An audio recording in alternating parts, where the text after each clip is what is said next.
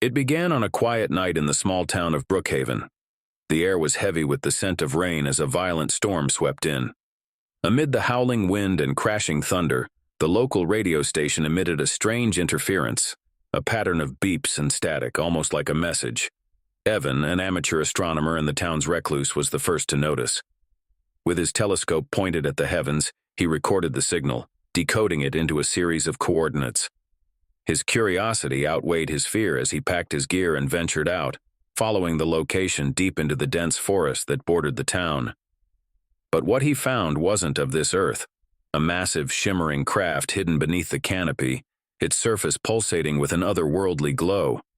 The craft's entrance slid open with an eerie hiss, revealing a corridor bathed in soft blue light. Against his better judgment, Evan stepped inside. The walls seemed alive, pulsing and shifting like the surface of a living organism. A chilling sensation crept up his spine as he ventured further, drawn by a low humming sound. Suddenly, figures emerged from the shadows. They were tall, slender beings with elongated limbs and large, pitch-black eyes that reflected no light. They moved in perfect unison, their heads tilting unnaturally as they studied him.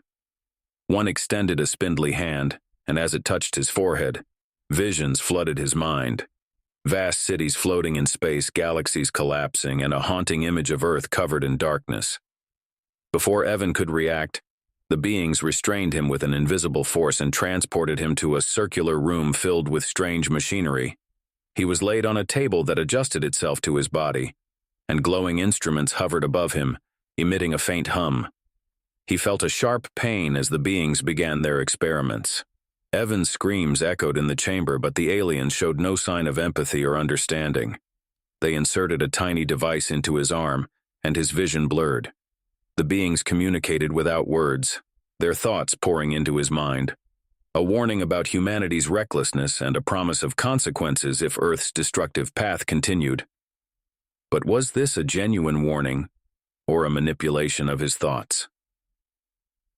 Evan awoke in the forest, soaked and trembling. The craft was gone, leaving only a scorched patch of earth where it had been. Disoriented, he stumbled back to his home, the memory of his ordeal vivid yet surreal. The device in his arm pulsed faintly, emitting a soft light. He tried to remove it, but an excruciating pain stopped him. Over the following days, he noticed strange changes. He could hear whispers from miles away and see vivid, disturbing visions of events that hadn't yet occurred. His mind was no longer his own, tethered to something far beyond his comprehension. As weeks passed, Evan's warnings to the townsfolk went unheeded.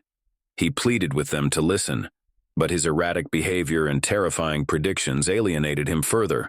One night, the sky above Brookhaven lit up as hundreds of lights descended. The townsfolk gathered, mesmerized by the celestial display, but Evan knew better. The craft returned, and the beings emerged. This time they didn't come for one man, they came for all. Evan realized he was the harbinger of an inevitable invasion.